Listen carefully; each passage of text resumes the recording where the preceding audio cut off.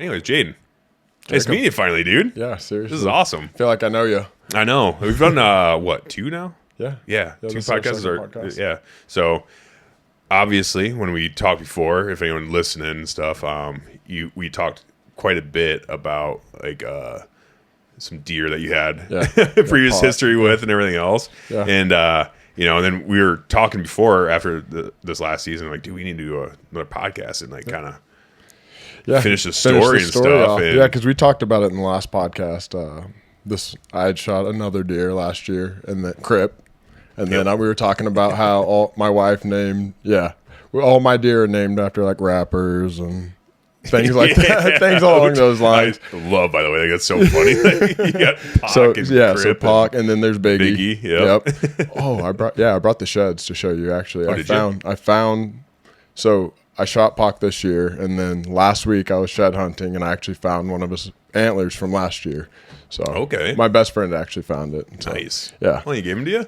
Yeah. What a guy. Yeah, it was on my property. Well, that makes sense then. Found big sheds. I mean, I shot the deer. Yeah, right. He was cool. He was pretty cool about it. He was a little bit salty, but like, damn it, dude. Yeah. I'd do the same for him. Oh yeah, for sure. Yeah. I mean, I think it's kind of one of those things where it's the right thing to do. Well, it's another piece of the story, another piece of the puzzle. I mean, 4 years of history. 4 years, 4 years of history with him. So, long ride. So is it your property? Like, did you buy it, or is it family property? It's a permission piece that I have. Okay. I got permission. So when I first started bow hunting, I hunted with a mentor, and he actually had access to this property, and he moved. So when he left, I asked if I could get permission because I had hunted there for a while, and I didn't get permission right away. I think it was in 22 that I got permission, and the first time I put out a camera, within a day, I got a picture of Pac. So he was just the deer that was always there, and I mean, that's where the story kind of began. That's awesome. So let's like back up a little bit, because I'm kind of interested in that backstory. So your mentor, you said So it was the guy who actually, I started mowing with him because I own a lawn care company, and he mentored me in that as well. So he actually, when I think I was 17, he traded me a week of work for a bow, the bow that I shot for years. And he took me basically hunting. He was super old school. He was from Mississippi, and he didn't have a rangefinder for me. He didn't have, like, he just basically was like, sit in a tree. If something walks out, guess the yardage and shoot it. There was no shooting big bucks or anything like that. He just wanted to shoot does and get meat. And so that's kind of what it was. And he mentored me in a few ways, I went to church with him for a long time, so he's just an awesome guy. Were you always interested in hunting before? So I always wanted to. I always had BB guns and stuff, but I never had anybody that really hunted in my family. So I had a cousin who bow hunted, but nobody that was like directly, around all the time. And so I didn't ever get into hunting until I was 16, and it was because he, gave me that bow, 16, 17. So no, I never really hunted. I've always fished. I grew up in Oklahoma on the river, so I've always fished and shot pellet guns and BB guns and stuff, but I had never really done much hunting until I was like 17. Nice. And how old are you now? I'm 25. 26. Okay. 26? Okay. 26, yeah. Nice. Yep. Yeah. So, I mean, so he got you into bow hunting, and he's the one that got you on that property, basically. That was his permission piece and stuff, and then it just transferred over once he... Yeah, pretty much. That's awesome. Yeah. And then you've been hunting there. Is that like your main property, or is it your only property? It's not a very big property. It's only like huntable, probably 40 acres of huntable ground. Okay. So it's not, and I can't rifle hunt it. It's in city limits. So it's one of those places I have to hunt really, really smart. Mm-hmm. And so in the past, I'm listening to WCB and gaining knowledge over the years, I've learned that you kind of got to stay out. You can't just be tromping around up in there. Especially a small piece like that. Yeah, super small piece. So. And access is so important. So this property is for sure my most beneficial property, but it's not necessarily it's my best property. It's my main property, but I do have other places, and I hunt some public land, and then I live on 17 acres, so I can do some hunting there. There you go. But would you say it's like your most productive? So you probably by far, So you probably don't hunt it as much as you want to, but no. You're trying to be smart about it. I think this year I hunted 6 times, Okay. and I killed 3 deer there. Wow. So That's pretty good. It was. That's nice. But it's taken a long time, a long time to figure it out because it is so small, and you just got to be smart about it. And when you go in, so is it like is it more of like a? Are they living there, or is it more of like a travel corridor situation? So there's a little bit of both. Okay. A little bit of both. There's definitely deer that live on the property, but there's some real steep ridges that are super hard to hunt, and so I don't really even go in that portion. It's just heavily wooded, overgrown, thick stuff, and a ton of ridge, so it's hard to hunt it. So really, I mean, when I say there's 40 huntable acres. What you can really access, there's probably 25 acres that you can easily access without just blowing up the woods. So you enter from the top, but I normally want to hunt the bottoms. So it's just it's a funky property, the setup of it. Yeah, but I have a property. There's a little bit of everything on it. I mean, there's an open field, and I have a food plot that I planted this year, and a water hole. But I mean, aside from that, it's all timber. So, yeah. Nice. Yeah, I have a property kind of similar to that where you have to get in from the top to hunt the bottom, but that bottom's like so open. It's like deer kind of just go wherever. It's a big CRP bottom, so it's like kind of tough. But this is thick bottom. Thick bottom? Yeah, it's really thick. Everything's super, super thick on this property. It's not like managed or manicured in any way, shape, or form. Right. Like I literally have my 4-wheeler trails, and that's the only trails on the property. So it's probably not. Can you do whatever you want on it, kind of thing, or is it like are they pretty easy going about that? I can pretty much. I can do most. I mean, I'm not going to go put a 2-acre. It's not very big, so I can't. There's not a lot I can do. But I've got a little. It's probably a 1/4 acre plot that I plant every year, and it works super good in the early season for like until October, but they wipe it out by then because there's a really, really high deer density there. There's a ton of deer there that just move through. So, I mean, I'll get pictures of 12 does at one time. So they munch it down pretty quick. Oh, yeah. It does not take much for that. Yeah. A 1/4 acre food plot to go down, honestly, especially with that many does. It's only beneficial for the very beginning of the season, really. So is that kind of do you hunt most, like, I guess, hardest during the early season when you actually have food to like go after, or is it? So it's hard to. So I always try and pattern a deer in the early season if possible. If not, so the way that Missouri works, you only get 1 buck until November 15th. So that being said, if I shoot a buck in the early season, then I don't get to hunt until rifle season opens up, which is November 15th. Okay. So. Last 2 years. But you can bow hunt during the rifle season, Missouri? Okay. You can bow hunt you can bow hunt pretty much the entire season. Okay. But you have to wear orange, obviously, but you can bow hunt right through it. But that being said, you only get your first buck tag, and then rifle season hits, and the deer go nocturnal, and it's just so I always try and get one early to take the pressure off, but then I sit there and watch the whole my cameras were going crazy this year because I shot a buck October 21st, and I have no idea who this deer was. I've been running cameras on this property for 4 years now, and I have no idea where this deer came from. But I got 2 days of pictures of him, and I went in and I went in from the top. It was a north wind, which blows out at the road. So basically, if the wind is blowing in the north, then I have perfect access because everything blows at the road, and I can basically cut everything off in front. So if I walk from the top down and get in, so the way that I went in was super, super long. I walked all the way around the whole perimeter of the property essentially, and then came in from the bottom and it was a hanging hunt, so I just hung a saddle. I think I got in at like 3 o'clock, and I shot that buck, and my best friend was actually hunting with me, so we both walked in.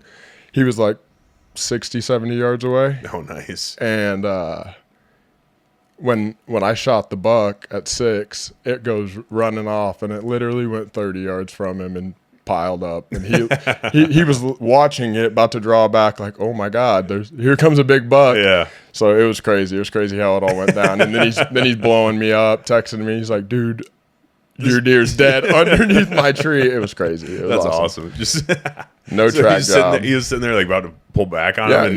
Because this deer came, obviously it comes barreling through the woods, and it stopped in an opening and was looking around, but he said he could see blood coming out of its shoulder, and it starts wobbling and just fell over. That's awesome. So it was right underneath him. Yeah, it was cool. It was crazy. That's super cool. And so I went and walked up. He was like, wow, dude, there could be another buck. And so I'm all fired up. I'm like, let me get out of this tree and go see my deer. I know he's down.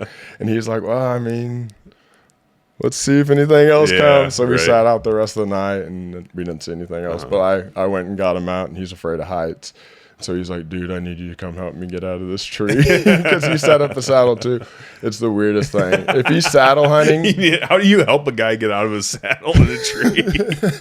So he was messing with one of his sticks. Like, he had tried to like adjust one of his sticks. Okay. And it was the wire, the wire. What's it called? The am steel. Yeah. It was the am steel. And so he tried to kick one of his sticks, and it like knocked it sideways, and so he couldn't even get on his top stick to get out. So I had to climb up and reset his sticks and help him out. And he's really afraid of heights, so him getting in a saddle was like a big step for him. So how high was he?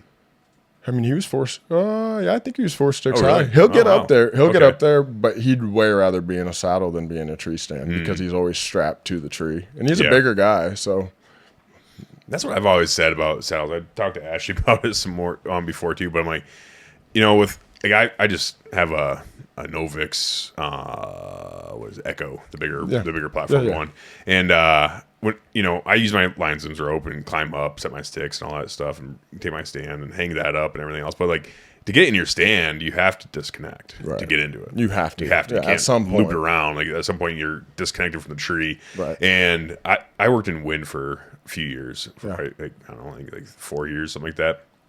And it was one of those things where you're always tied off 100% of the time and everything else. I'm pretty comfortable around heights, but still, like, when you're 15 to 18 to 20 feet up in the air, and you're 20 feet hanging in the your tree. stand and everything else, so you're like kind of looking down like, man, this would so fucking suck, especially when you disconnect and like fling your lines and rope around, and you're like, okay, time to get in the stand, like, hopefully this thing's set right. The 1 second, it's that 1 second where you're just nervous. I know exactly what you're talking about. Did you hear, I think I talked about it in one of my intros or something like that during the season, but I hung my stand, and I forgot my fucking stand straps in the truck. So you used you used a stick, a stick strap, and I was like, yeah, no problem. I guess it's fine. It holds sticks. I don't know if they're any different. Whatever. I strap the stick strap around my stand, and I jump in, and I'm like, do, not connected at all. And then the fucking starts pulling away from the tree. I'm like, what the fuck? I've never had this happen before. I'm like, oh no. So I like grab the tree, like, no. So I put my foot back on the stick,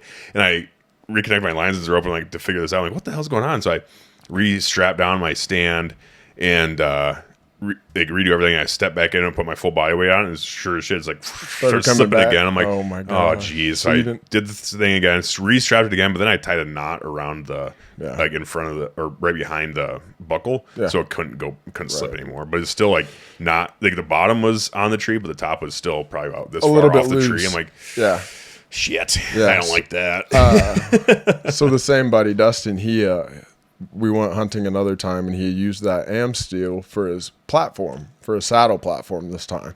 And it was so sketchy. That thing was moving around. Oh, and it really? was, so, I mean, I think that I definitely just use the straps that come with it always. But don't get away from what the manufacturer intent was. Right. Like I did. I'm like, this fucking stick strap will be fine. It's like, turns out it's not. So just stick to the straps of the stand that came with the stand or platform or whatever it is, because 100%. That was sketchy, dude. I'm like, I think I should probably look at getting a saddle. Yeah, I love my saddle. I actually bought a Latitude saddle this year. Did you? The Lone Star. Yeah. Yeah. Okay. I was looking at that. I really like it. Do you? I like it a lot. I don't know. I never have tried the 2-panel one, the Method 2. Okay. But I love the Maverick one. It's a solid saddle. It's so much more comfortable. I had the old XOP one that I hunted with for the last 2 years, and it was good, but this thing's there's no comparison. Really? It's super comfortable. Yeah. Really? Yeah, the hip pinch is what would get me with the XOP, and this one you just don't. There's not a lot of hip pinching, especially if you tie off right. So, See, that's what I was worried about because I'm like, I always thought, I'm like, man, I'm a bigger guy, and I've heard other big guys say like, yeah, no, saddles are fine. You just have to get the right size saddle for you or whatever. And I always just thought it'd be pulling in on my hips, and I don't like that. 'Cause like I said, we're gonna wind. If I was tied off or something like that with my work positioning lanyard and stuff, like it would pull in on times and pinch my hips. Like that's just, I didn't like that on my harness and stuff. But so with the Lone Star, I don't know the difference in the. I know that the 2-panel is supposed to have even less hip pinch. I think I don't know. Yeah. I've never tried that one, but I think it also is supposed to help with like back support, like lower back support and stuff with the 2-panel deal. It literally came out the week after I ordered the Lone Star. Gotcha. And I was like, oh, for the same price. Yeah. So I know. No way. I like it though. I really do. And my buddy has the exact same one, and he weighs probably 250, and so he's a pretty good sized guy. But he would much rather be tied off, and if you tie off right, it's super comfortable. Yeah, it's super comfortable. Well, that's why I figured. I'm like, man, you can just you're wearing your saddle, you have your stand or your platform on your back, just a little tiny little platform thing. So you just slip right up there, and you just stay connected. Then you just and you're already connected, then you just set your stuff and step in. Like it's super deadly. Seems really nice. It's super deadly. Yeah, and I hunt a lot of public, and honestly, like the Novix Echo isn't super heavy, but it's heavy enough to be a bitch. A pain in the ass. Yeah, and it gets caught up on trees and stuff. It always seems to get stuck in the platform. Then it's just like clunk, clunk, clonk. I'm like, damn, seriously, you're trying to be quiet. And come on now. Around. Yeah, what are we doing here? Yeah, I do really love the saddle. I always thought they were goofy, but once I got one, I was like, oh. So I've got a bunch of the old cheap tree stands that I keep just hung up year round, but I hardly hunt out of them. I've got 2 of them that I'll hunt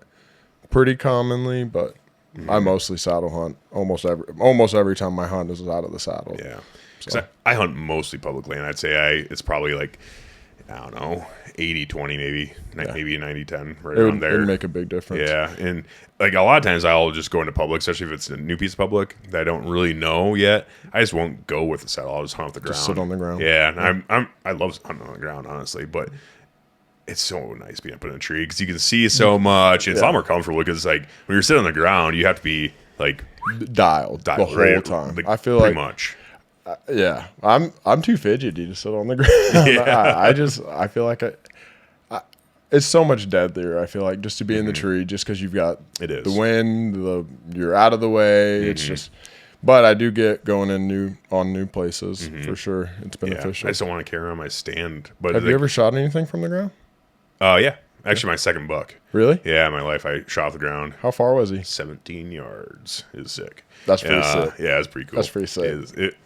We're actually on that property I was talking about earlier, but we're hunting on top. Actually in the grove of the owner's, right behind his house in his grove. Because I'm like, the night before I was coming out of my stand. I was walking back up to my truck, and the whole backyard was just full of deer. I'm like, damn. Like, I just hunted in the backyard. Where it's at. So then I left, and the next day, it was November. But it was one of those November days. It was right before daylight savings time. So it was like super early November. I can't remember exactly when. Yeah. But it was warm. It was like the night before was like nice and cool. It was beautiful. And then I was like, damn, tomorrow's gonna be like 70. It was like almost 70 degrees. I'm like, damn it, dude. I'm like, what am I gonna do? I'm like, I don't know. I got off work, and my buddy's like, let's just go out and like just go sit real quick. Because like we have like an hour before dark. Just go sit. I'm like, there's a bunch of deer in his backyard. Let's just go sit in his grove. So we went and sat in the grove and got moseyed in there. And we sat in, and it's pretty thick, but there was a bunch of downfall too. So we kind of built a little bit of a natural ground blind just up around us, just to break up our silhouettes a little bit. We were sitting there, and deer started coming out, and they're across the road, just on the edge of the road, just kind of moseying around. It's like he lives right on it's a dead end road, so there's not a lot of traffic right there. Right. It's just people coming to his house basically. So it's basically his private drive. Right. And they're on the other side, and then I was like, "Oh, there's a buck." And I looked at my binoculars. I'm like, "I don't know." He's like, "Is he nice?" I'm like, I don't know. He's all right. He looks young or whatever." Matt's like, my buddy Matt was with me, and he's like, "Oh, you want me to call or anything?" I'm like, and before I said no, because I was going to say no, and we had a decoy out too. We had a buck decoy out in the field, and right before I said no, all I heard was. I'm like, all right, I guess we're doing that. Smart wheeze Matt. Yeah, right. Yeah, exactly. So, and then that buck like looked over, and then he started rubbing a tree, and then he went down and kind of away from us. Like, okay, well, maybe he'll come back around, maybe he won't. I don't know. I didn't really care because I'm like, he wasn't that big. And then we're sitting there like kind of fucking off, looking around, and off the corner of my eye, I just catch a glimpse of a deer, like right on the edge of the grove, going straight to that decoy. I look up and it's a buck. I'm like, shit. I'm like, okay. So I just grabbed my bow. I didn't even look at his rack. I knew it was a buck, and he's bristled up coming in. So I just got it, and I pulled back, and I was sitting on my ass, and I just scooted up. There's a tree right behind me, like that I was leaning against, and I just scooted up, and in the sitting position? Yeah. Just like kind of pushed up against the tree and just kind of like to get up a little higher. And I was full draw, and he was right there, and I was following him. And as I got up, my bino harness in the back was like scraped. Yeah. And right when I did that, he just stopped and looked. I'm like, and just smoked him. That's kind of cool. He died in the ditch. That's right awesome. next to the road. I'm like, hell yeah, dude. He was not very big. He was a decoy hunt. That'll fire you up. Dude, it was That'll so fire cool. you up. Yeah. He was a giant when he's all bristled up. Oh yeah, they look huge. They look huge when they're fired up. Yeah, and I think awesome. He's like a 2-year-old, but it's my second buck. Like I just had started bow hunting. I'm like, hell yeah, dude. That was sick. I've shot some dinks. I think everybody has. You gotta climb the ladder. Yeah. I mean, legit. And honestly, like even to this day, like I'm kind of picky, but not like I don't know. It's just if it gets you fired up, like it's something like that, I'll shoot another 2-year-old like that. I don't care. Like it was awesome. It was so much fun. But when I'm sitting in a stand and stuff, and if I can see him from ways out, like I do get a little bit picky, if I can see and like really put eyes on. But those surprise bucks, dude. Yeah, when they pop up, and especially when they're bristled up, if you just pop out of nowhere all bristled up, it's that's awesome. So that's the buck that I shot off the ground, and it was awesome. Like ever since then, I'm like, I'm not hunting out a tree stand. Like this was so much fun. It does seem. Yeah. And then I just blew a bunch of deer out on public. And I'm like, oh no, maybe I do need a tree stand. So then I bought one, and I just go. I'm more like kind of hybrid like that. Like if I'm hitting pound in public, I'm super confident sitting on the ground. Right. Like I feel pretty good that I can just find a spot, at least to observe and see what deer are doing, and then maybe bring in a stand like later on or the next day or something like that in setup. But I'm not worried about it. Like some people are like allergic to hunting off the ground, but I'm not. I'm like, that's cool, whatever. But you should check out a saddle. I know. I think I need to. I think honestly. so. I think so. Because I can just walk around like, here's a good tree. It really is a game changer. And then I got the Latitude SS sticks, and those things are awesome. They're so light and they're quiet and they're carbon. The carbon SS ones. Oh yeah. Mm-hmm. So I took them on 3 hunts this year, and the deer I shot on the 21st of October. My buddy was there. We got them all cleaned up back to that story. Mm-hmm. We got them all cleaned up, took pictures and everything, and I had totally freaking forgot my sticks. Somebody found them and stole them. Oh no! It had been, I shot this buck and I was like, okay, well I can't hunt again until November 15th, and so I wasn't, even thinking about it, and so I went out to get all my saddle stuff put up, and I was like, where are my sticks at? So I was like, oh my gosh, I left them out at that property. Mm-hmm. So I was like, surely they're still there. Yeah, it's private. Yeah, it's private. I mean, it does get occasionally trespassed just because where it's at. But yes, that happens. It happens. But I was like, man, I went back out there and they were gone. No way. So I think I probably hunted with them three times. No way, dude. And I had goodness. I was heartbroken. Dude, I was too. And what's crazy was right where they should have been was my knife. My knife was still there, my ropes. So dude literally left my knife, my ropes. He was like, forget that, but I'm just taking the sticks. Is it a shitty knife? No, it was an outdoor edge. It was, really? It was one of the ones with the changeable blades. Yeah.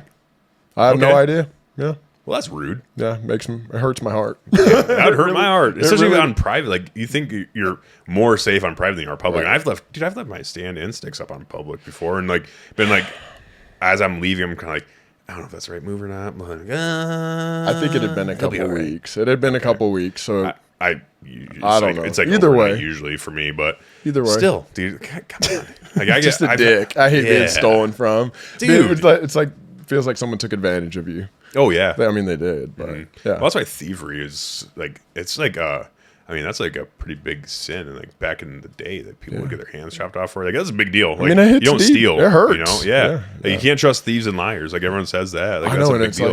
like who's on my property and hunting. You know what I mean? Yeah. They got some nice sticks. Yeah, you probably saw him like, oh, let me try these things out. And he sat at your spot, and then came down. I was like, all right, let me just take these sticks. I remembered my platform on the bright side. Well, that was good. Yeah, that's a no, I didn't. I actually bought a new platform. Yeah, so really, yes, he stole that too. Then he took my platform and my sticks. No shit. Damn, I forgot about that. yeah. So dude, I hate thievery. I hate it so much. I mean, dude literally walked out of the woods with $500. he was grinning ear to ear. I bet. Yeah. Like I put up cameras on public, and I'm not like. Right. I should be more careful, but I'm like, fuck it. Put it right there. Like I buy cheap trail cameras for public. I'm like, if they get stolen, they get stolen. Obviously. But never had a camera stolen. But dude, like this year, we've had like 3 SD cards stolen out of our cameras. Like they just yoink them out. I'm like, all right, well that's almost like thanks for not stealing the camera too. But like, fuck man, like, my SD card. Like you just go up there and you just open it up and just take the SD card. Like. What are you trying to do? You're trying to be like, oh, we don't like other people hunting here. It's like it's public, dude. Or are you just gonna go home, see what's on them, and then just keep it? It's like, well, I mean, and I'm almost positive it's the private landowner right next door. I'm almost positive. I'm like, dude, you have like 700 acres of like prime private land. Isn't that weird? Fuck around. Isn't that so weird? And you're gonna come around and mess around with us.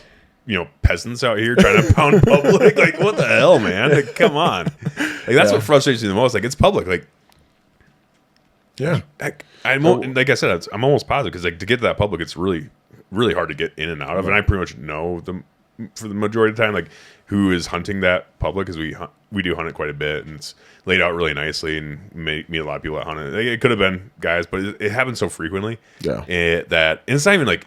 I would understand if I was like putting a trail camera like on his private lane fence. But you're right. You're in the property. We're in there ways, dude. We're in there a decent amount, like hundreds of yards. You see stuff about that on Facebook all the time. There's people. There's a guy in Kansas City who's been throwing a fit about because there's a guy who owns private and there's a right on public, and so there's just always beef between. I don't understand why the people on private always mess with the people on public. It's like, I don't know. I mean, you got all this land to enjoy yourself on, and you're still trying to ruin someone's life. I just don't. It just doesn't. I don't get it. It doesn't make sense. Yeah, exactly. It's like, come on, guys. Like even like other public land guys. It's like when they're going around being assholes. It's kind of like, what are you doing? Like we're all trying to do the same thing here. We're all just trying to have fun and enjoy what we. Enjoy the outdoors. Like we all like to do the same thing cutthroat here. But it's brutal. It is brutal. Like, fuck, man. It is. I need to set up like faux cameras up around and like have all their real cameras like really super strategically just to see who would make sure I get them on camera so I can turn them in or something. Yeah. Be like, this is the asshole, man. A fake camera with a camera set up. Yeah, with like some corrupted SD card. And like, take that one, asshole. Or like has a picture of like my asshole on it or something like that. It's like, how you like them pictures, buddy? How you like that? I was saying that to my buddies. I was like, we could just like put a virus on someone's computer if they steal your SD card. That'd be awesome. That'd be sick. That'd be sick. Yeah. But you could get creative with it, but it wouldn't be that hard, I don't think. Just like 200 pictures of my butthole. Crazy, dude. He's like, whoa, oh jeez, I got you. That'd be hilarious. Especially if it picked up like deer. So he's like going through the deer page, like, oh yeah, nice buck. And nice he's got to keep going. And then it's like, whoa, oh shit, what is going on? Shit, that's hilarious. Oh, that's funny. Okay, so you killed that buck. Yes. Lost your sticks and platform. Unfortunately. Yeah. So did you bought new stuff before you went back? I had a cheaper set of sticks, and I did buy a new platform. So yeah, but. So, did you hunt at all? No, you didn't because you killed. So then you just kind of were observing, kind of watching stuff. Yeah, I mean, so when November came on the 15th, I hunted rifle season. I hunted rifle season pretty hard. I hunted like 5 days in a row, and I didn't just nothing I wanted to shoot. And in the back of my mind, there was always Pock and Biggie and the deer at the other property. So it was just, So I was picky. I was super picky through rifle season, and I bought a new 30-30 Henry lever action. So I wanted to shoot a deer with that, and I didn't even shoot a doe with that. So That's unfortunate. Yeah, rifle season. You will next year. Rifle season's wild, though. I mean, wild. Once rifle season hits in Missouri and the Orange Army comes out, it's a whole different playing field. The deer, they shut down. And I mean, it sounds like a war zone everywhere. So that being said, yeah, I didn't do a whole lot of bow hunting just because, obviously. Yeah. Yeah, so, yeah, I mean, everyone's out shooting. So, yeah, I rifle hunted for a good week or two. Then I just laid off and, watched my cameras. And my cameras were pretty stale once rifle season hit. But real quick, do they do a lot of deer drives in Missouri with rifle, like during rifle season, or is it more just like sitting and? I don't think there's a lot, and I don't know if you can legally do a deer drive on public land, and I've never even hunted any ground in Missouri where you can even rifle hunt. Most of the public ground you can't rifle hunt. Really? Most of it's bow only. I mean, shit. Most of anything I've ever hunted really is bow only. I mean, there are some places you can go for sure that you can rifle hunt, but it's not super accessible. So, and I'm sure that the few places you can rifle hunt are insane on opening day and all the rifle season. It's only 15 days, I think. Yeah. So there's like 15 days. There's a bunch of doe seasons and late. There's alternative seasons. So there's a bunch of different seasons, but yeah, for the most part, I don't know anybody that rifle hunts on public land at all. So that being said, private is really chopped up. There's not a lot of big tracks. So I'm sure some people do deer drives, but I don't see it a lot. Okay. I don't think it's super common in Missouri. Because in Iowa, it's getting less and less common, but it's still a lot of guys that do it. I'm sure there's guys that definitely do it around. I think it's just because in Missouri you could always rifle hunt.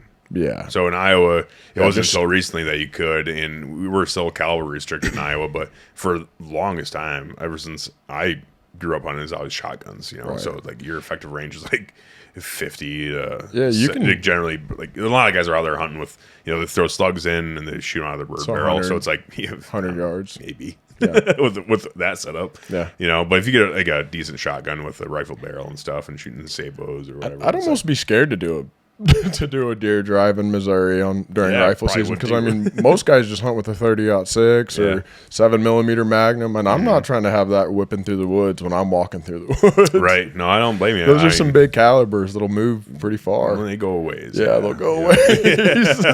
So that being said, I mean, like Wisconsin, they can shoot whatever they want. They still do deer drives. Really? Yeah. They're wild. They're wild out there, and I guess not a lot of people die, so that's good. But that's always good. I haven't heard of a whole lot of people dying. Like, 25 dead in Wisconsin this year. It's like people are generally pretty safe, which is kind of wild to think about. And like, say with Iowa, like we do deer drives, but they're pretty safe. There's some times in my life where I'm just like, damn, that was a little close. A little close. Yeah. But it's whatever. You get moved past it. Most of the people I know that hunt in Missouri, I mean, everybody and their uncle is out on opening day of rifle season because not only is it the guys that rifle hunt, but it's all the guys that have already shot a buck with a bow. They all get their tags too. So everybody wants to go out the 15th through. Yeah, and the fact that it's such a short rifle season, such a short window, it's just the whole period of time. So crapshoot. Yep. So you only have one rifle season though. It's not broken up with like rifle 1, rifle 2. It's just rifle. It's just rifle season. Okay. I think it's just 15 days of rifle season, and then you have the alternative later in the season, and then doe specific rifle seasons. So it's because in Iowa we break it up. So we have basically a week, not quite a week of first season. Then you have 2 weeks of second season, essentially. Is kind of how it breaks down in Iowa. You can't bow hunt any of that, can you? No. Yeah, that's crazy. No bow hunting. That's sad. No bow hunting allowed. I don't know. I get it. Honestly, I honestly get it. Like I do too. Now, if Iowa got rid of deer drives, outlawed deer drives, and that kind of stuff, then I'd be like, yeah, why wouldn't you be able to bow hunt too? Right. But honestly, like if you're sitting in a tree and a hole deer drive comes walking by you. It's like, and also, you're kind of like, especially you're hunting public, you're just kind of like sitting there watching, like, do. And also, you just see dudes like walking through, you're like, well, fuck. That's it. You know, it's like, right. It does. It really does make sense. You know, but I don't know. I kind of like it at the same time because it gets the just like how, you know, a lot of like bow only guys, like they're like, you know, they want to keep it sacred. Yeah. Well, it's like archery season is sacred. I like bow hunt too, and I don't want, you know, gun hunting during archery. Like that's not, you know, I don't even want crossbows during archery season. It's like, no, I agree. I think it needs to be set up the way it is because you're hunting them during the most vulnerable period of time in their life, and you should be limited, right? Right. But just like on the flip side, I am also a gun guy, and I like gun hunting still. I like to keep gun season. Right. It's like, get the fucking bow hunters out of here. Let the gun guys go through and have their fun. Because you know, bow hunters have had, you know, from 2 months, first of October to December. So they've had 2 months of hunting. It's like, come on. Let the gun guys go through and have their couple weeks of fun, and then you can go back to bow hunting because you can bow hunt during late muzzleloader. So that picks back out. So it's gotcha. Like, okay. Let the gun guys go through and have fun. And that makes sense. That does make sense. That's the way I see it. Like, you know, we were going to keep archery season sacred. I'm 100% agreement. But in Iowa, I also like to keep gun season sacred. Yeah. It's understandable, and it does make sense with gun drives and all that. So, yeah, I just wish that Missouri would give us both of our tags up front because you can buy them. You can buy your any deer tag, or you can buy 2 any deer tags, but you can only use one of them up until a certain point. So it basically, that's the only thing I wish. But you got to save some deer for the gun hunters. I guess is the thought process on that one. I think so.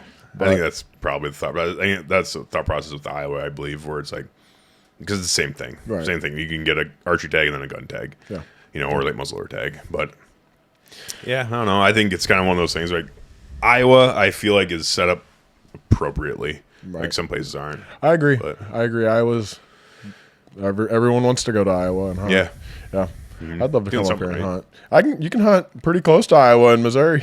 Oh yeah, you can get basically Iowa. Yeah, because like Ashley and I, we went down and gun hunted, and Derek and Beagle and all them guys. Like we went down to southern Iowa and gun deer, and it is literally like we were hunting the border of Missouri. Like those same deer that we shot some really nice deer out there. Like one kid shot $3 in one sip. You can party hunt. Yeah. What? One push. Yeah, one push. Shot $3, and the smallest one was probably 140s. The biggest one was like maybe 160s. So it was like $3 in one push. Yeah, one kid. He ended up shooting 9 deer in that one shit. He shot $3 and like a bunch of does. And it's like, jeez, dude. But it was literally on like it was Iowa, and then there was a fence line in Missouri. Yeah. So you can get up there, dude. You there's can get there's a lot of good deer in Missouri. Oh yeah, especially in the northern portion. I think there's good deer all over Missouri, but yeah. So so so gun season didn't work out too well, but then then archery season picked back up.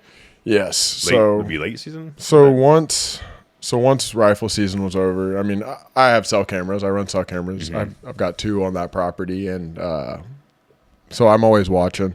And Pac, who has been there for years, he always leaves during the rut. So pretty much come around October 20th, he's gone for at least a month. And so I didn't really pay any attention to hunting out there because he's never really there.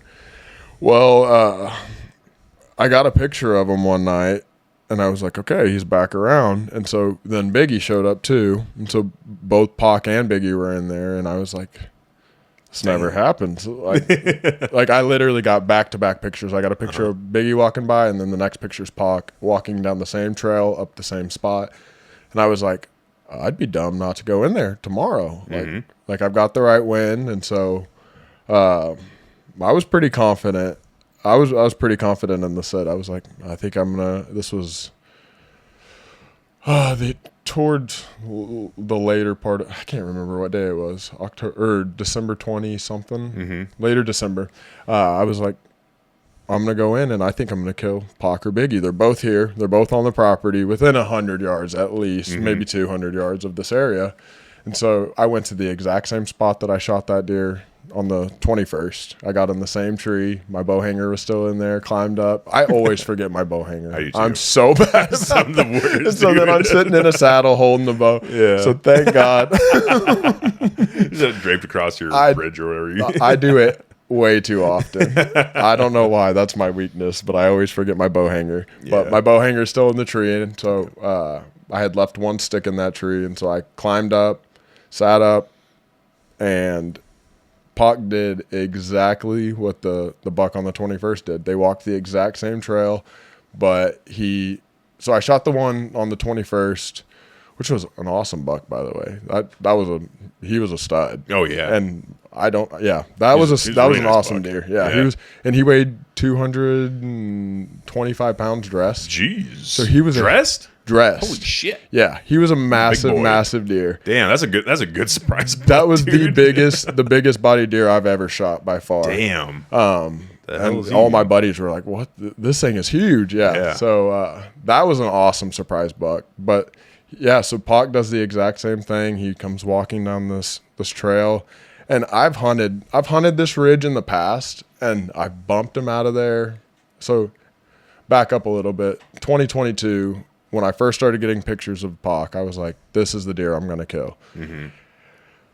And it just one thing after another. So I sat up a box blind one day, or a pop-up blind one day, and I watched him at like 80 yards. And I just watched him feed around the field. And so then I was like, okay, I got to get further in the woods. And so I moved further down this drainage, or down this hill. Mm-hmm. And this was when I wasn't paying as much attention to the wind and how I accessed it. So I was trying to access it just straight in from the top rather than coming from the top and then wrapping around the bottom.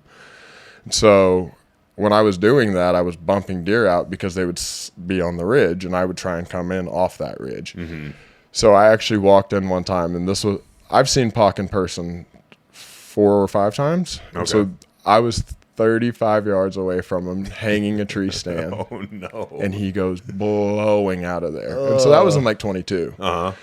And so, I mean, that was super defeating. And so 23 comes, and I hunted hard in 23, and to no avail. I think I saw him.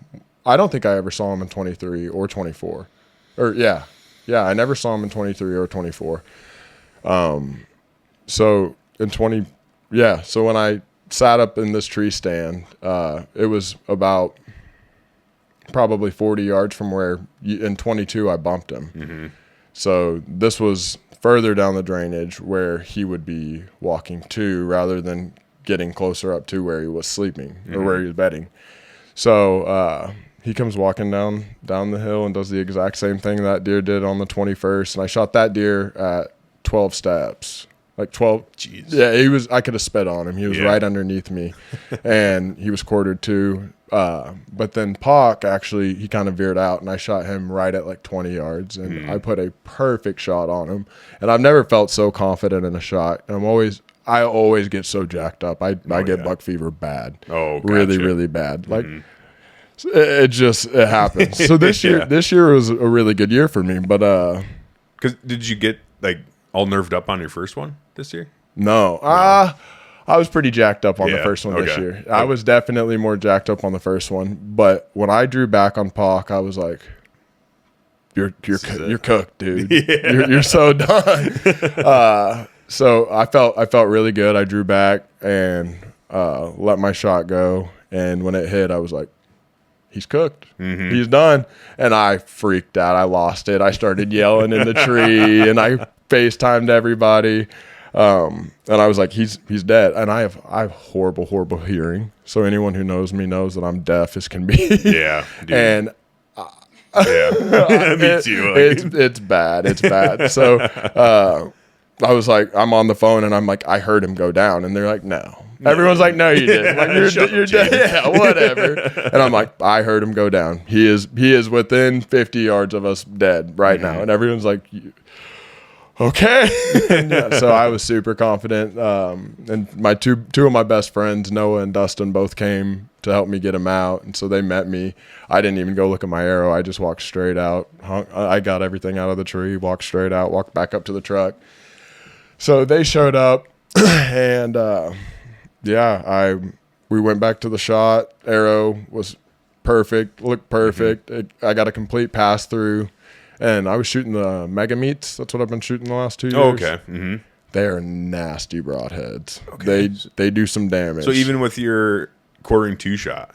So I shot through the deer's shoulder on the quartering 2 shot. Really? It went through his shoulder and then into his heart and hit the the bottom of his lungs. Damn. He literally went 60 yards, and I smashed his shoulder. That's funny because I have recently lost a lot of faith in forward deploying broadheads. I know those are. Yeah. But those are set up a lot different, I think, than the shit I was shooting before. Right. It's just they're all different. But I've always shot. I've heard those mega meats. I've heard those mega meats are fucking nasty. They're nasty. They're nasty. I mean, all my friends shoot them this year. Mm-hmm. Everyone I know that's the bow hunts with them now. Yeah. They're nasty. They do some carnage. That's awesome. So we went and got the arrow, and I was so pumped up. My buddies are both blood trailing. I'm blood trailing. And so we're on the trail, and I think I lose blood, and I'm following, the little red berries that fall off. I think it's like multiflora rose. They're just little red balls that you'll see them on the ground. And they look like cherries. Yeah, they look like little tiny cherries. Yeah. So there were a bunch of those on the ground. So I kept getting mixed up where the blood was. Yeah. So I ended up getting off the blood trail, and they got probably 20 yards away from me. I think I'm still on blood. I'm all confused, and they're like, he's down, and I hear him yelling in the woods, and so I go sprinting through the woods. It was the coolest moment because they've hunted this deer too. I mean, it's been so long that I've hunted Pock that it was like, somebody just killed this damn deer. Yeah. If it's not me at this point, I mean, it is what it is. He's gonna die of old age here soon enough. Yeah, shit. I mean, literally the 4 first years, and he was the first picture I got of him was the best he ever looked. Mm-hmm. So he's probably in 22, he looked 4 or 5. He was a tank, and this year he was the smallest he's ever been by a long shot. Really? Yeah. So his body down. I mean, his body. I think I didn't actually weigh him, but he was not. I mean, he weighed 155 pounds. Probably. Yeah. He was not. He's also post rut too, and if he's already kind of going downhill, he probably started the rut out and barely 200. Yeah, and so actually he actually had a big, huge hole in his hindquarter. He had been gored with 3, there were 3 holes, and it was just full of infection. Ooh. So he was going. I don't know that he would have made it through this year. I'd be very surprised with the infection that was in his leg. It's pretty bad. Well, maybe he came back by and he's like, dude, all right, I'm tired. I'll let this fucking kid kill me finally. Like, all right. Yeah, I've been diving and dodging you for years now. Like, all right, I'm tired, boss. Give it up. I'm tired. Time to go home. I honestly, I mean, I couldn't have wrote it up any more perfect. He did exactly what I thought he would do. That's awesome.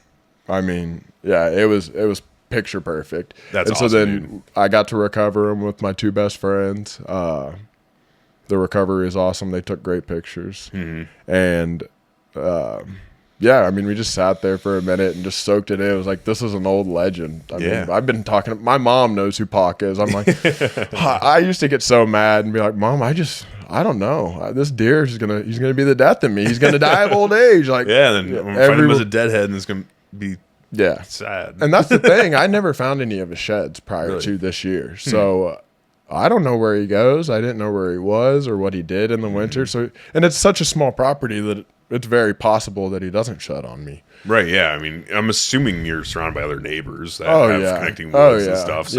So there's plenty of other places. Probably another guy that's like picking up the sheds every year. It's like, oh, this deer's nice. It's exactly. A cool deer. And so, I mean, everything just finally came. Everything finally came to fruition and happened, and they were there. It was just perfect. It was so cool to have them there with me when I got the recovery, and it was awesome.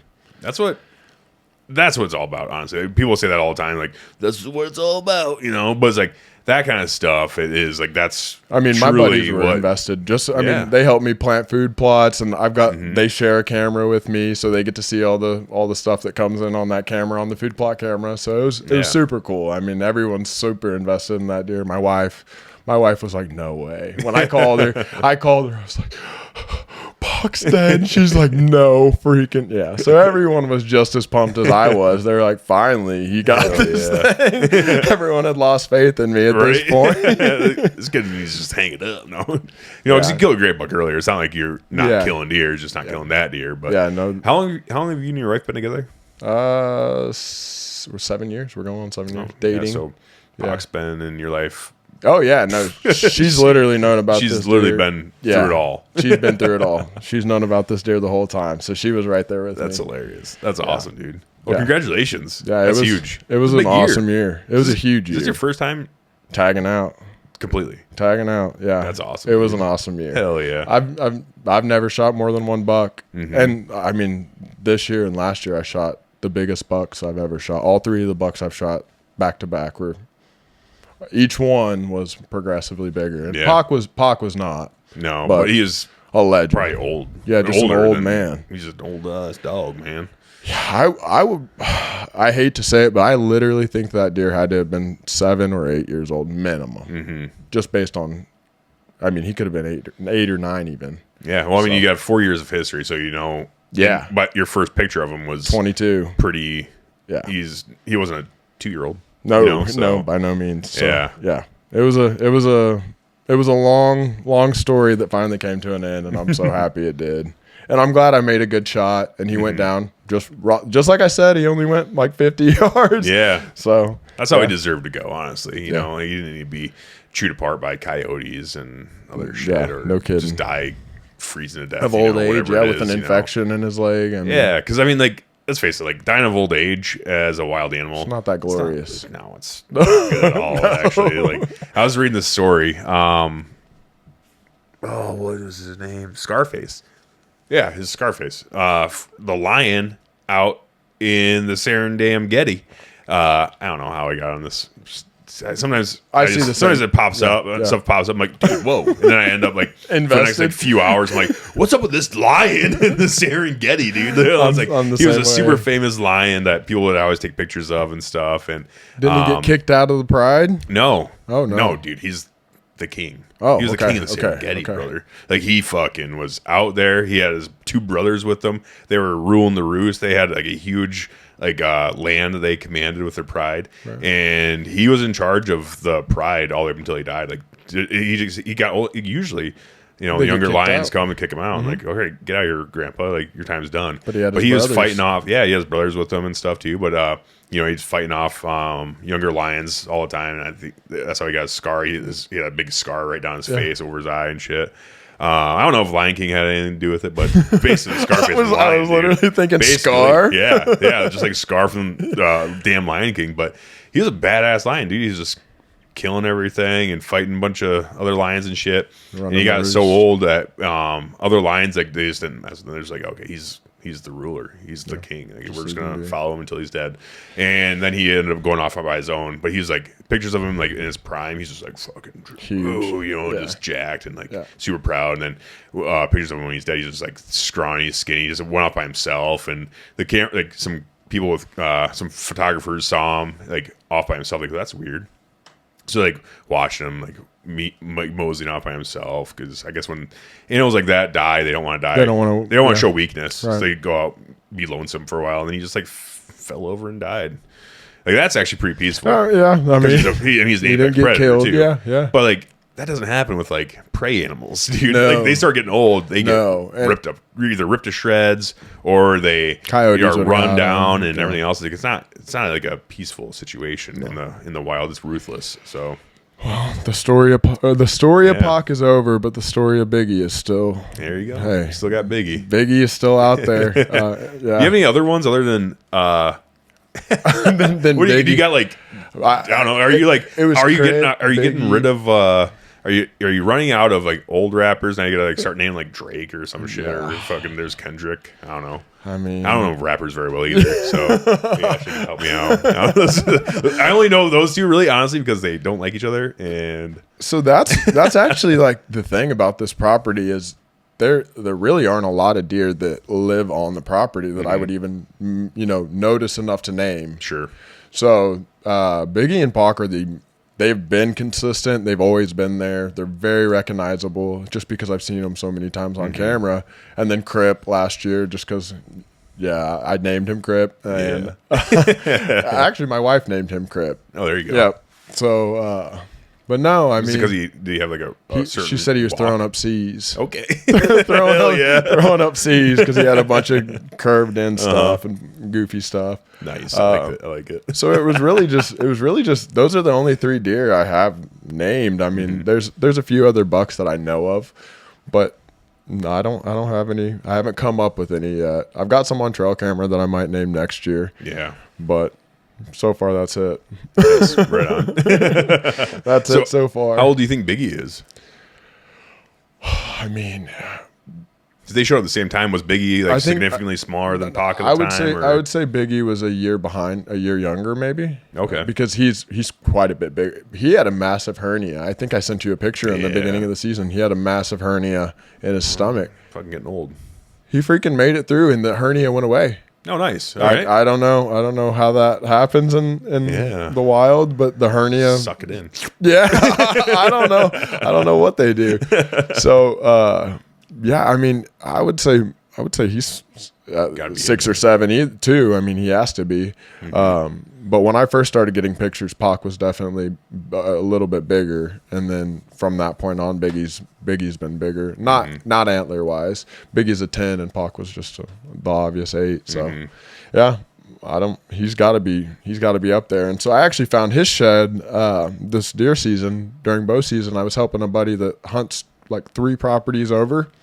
I was helping him recover a deer, and we're walking through his woods and looking for a deer that he shot. And I look over and I'm like, oh my God, that's Biggie's shed. And he's you knew it right away. Oh, I didn't even, I was probably 30 yards away from it. And I said, that's Biggie's shed. And he's like, what? And I'm like, because he doesn't keep up with the deer that I name and stuff like that as much. And so I go pick it up and I'm like, holy shit, this is Biggie's shed. Yeah. So all these years I've found both of their sheds from last year, this year for the first time. So it kind of puts another piece of the puzzle. Yeah. Biggie was, I mean, every bit of a mile away from where I hunt when I found his shed. So that explains why I've never found it. Yeah, it makes sense. Yeah.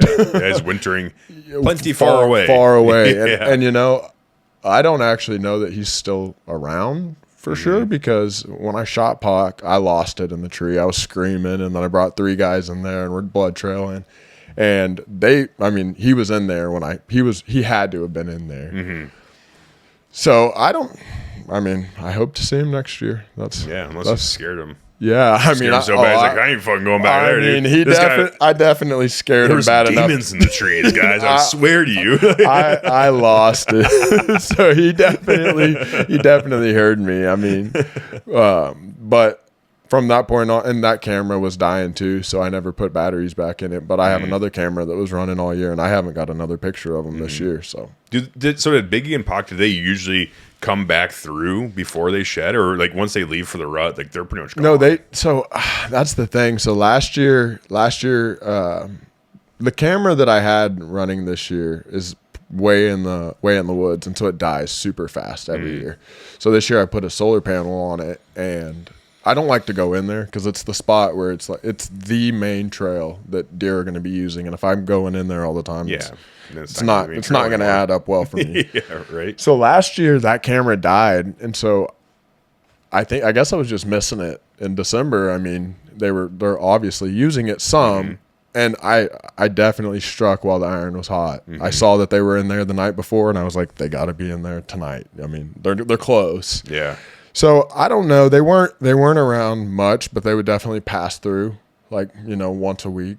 Once or twice a week. And the fact that they were going to bed in the middle of the night together, it kind of, I know how the property works, and so I knew where they were coming from and where they were going. I actually got Pac on both cameras, so I knew he was, in this portion of the property, and normally he goes back out towards the food plot I have. And so I thought if I could cut him off before dark, cut him off on the way there. And so I don't know. I know that they both use the property year round, but I don't think that they stayed on the property a lot in the later season. And I think they were And obviously Biggie goes pretty far away this time of year. I don't think that Pac necessarily did. I don't know where he went. I found that one shed, so that tells me it was actually in the opposite direction. So I don't know. Tells you something though. Yeah, It definitely tells you something. Yeah, for sure. Yeah. So yeah. That's awesome. Yeah. So Biggie's next year. Biggie's next year. Biggie's next year, I hope. Unless you get another random surprise. Yeah, and I'm sure I'll like name a that. deer. Yeah. And that's the thing. I mean, this property is productive, but it doesn't have giant deer. I mean, I'm not chasing 170-inch deer on it, but there's consistently good bucks on it. So. Yeah. Well, I mean, obviously they're old, and that's a good thing. Old. You're getting the age class there. It's like Absolutely. You might not have like the super freak genetics that other people have, but the thing is, like with properties I've heard from people that are way fucking smarter than me, they're like, yeah, you want like Austin and Ross, like they're kind of in a different category because like Ross has the age and the genetics. Right. Austin, he has age and like good genetics, but he's like he's like he bought a farm in Iowa, hunted it for a year and was kind of like or actually I hunted it. I'm sorry, I hunted it for a year because he didn't draw that year. And I shot a nice 140-inch buck off of it. I'm like, hell yeah, thanks, Austin. Okay. But then he hunted like late season. But it's not what he's looking for. It's not a 199. Right. So he's like, this property just ain't quite doing it for me, So he sold that one up and, flipped it because he did a lot of work to it and flipped it and then bought a new property and hunted that property and shot a nice buck, like 160s or whatever off that.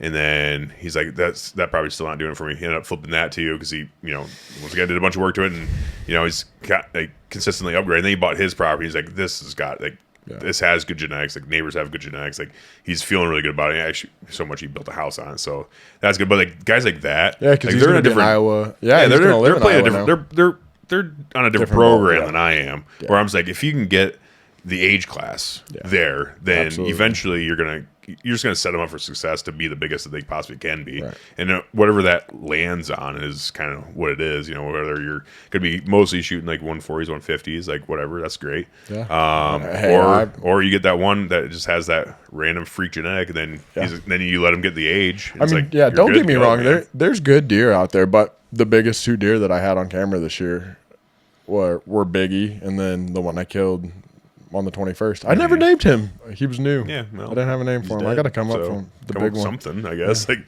the 10. Crab claw. Yeah. Like you're just your typical hunting show name G2. now. Like, G2 buck. Yeah.